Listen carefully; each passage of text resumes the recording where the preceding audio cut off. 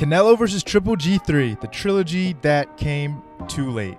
4 years is way too long to wait to settle the score after a rivalry like this. It just kind of starts to lose the hype after a while, especially since Triple G is 40 years old now. No fighter in boxing history has ever gotten better after their 40th birthday.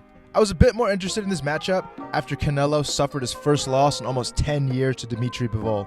I wanted to see how the pound-for-pound king responds after a devastating loss. Canelo came out of the gate applying pressure, very similar to the rematch back in 2018. From the start, it looked like Canelo was looking for the huge overhand right. He even landed a few good ones early on. Triple G definitely looked his age, especially early in the fight. Overall, he just kind of looked a step slower. He had trouble getting his jab going and was constantly on the back foot. At this point, Canelo seems to have the advantage in almost every aspect of the fight. He threw more punches, he threw with more variety to the head and to the body. He was faster, more powerful, had better reaction time. But Triple G started to come alive late. It looked like he won round 6. From rounds 9 to the end of the fight, Triple G had Canelo on the back foot. It was Triple G who was applying the pressure.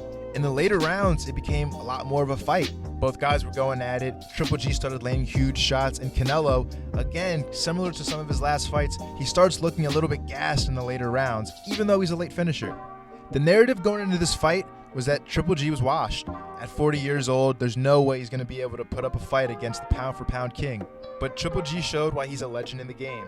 A lot of people were saying that Canelo was probably going to get the stoppage early on. But Canelo even said that he was looking to get the knockout in round 1. But Triple G's a warrior.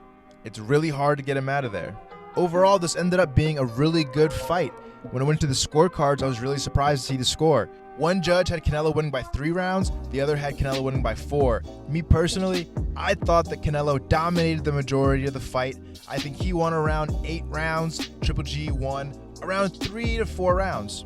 It was not the complete domination by Canelo that many people anticipated. I can't say that Canelo performed bad. The guy won, and he beat Triple G decisively this time. It wasn't like the first fight or the second fight, where it was arguable and some people considered it a robbery. Canelo got the decisive victory. He performed very well, but this fight did not give me a lot of confidence in Canelo's ability to go out there and get a different result against Bivol in the rematch. I'm pretty sure it's already been established going into this fight that the next fight set in stone is the rematch with Bivol. I mean, after seeing Canelo have some issues with Triple G, who fights at middleweight, it's hard to imagine that Canelo's going to be able to go out there and stop a guy like Bivol at 175. That being said, it's still a fight that I have a lot of interest in. Bivol has a fight coming up, so it's going to be a little while before we get to see that rematch, but I'm definitely excited for it. Let me know in the comments what you think. Thanks for watching.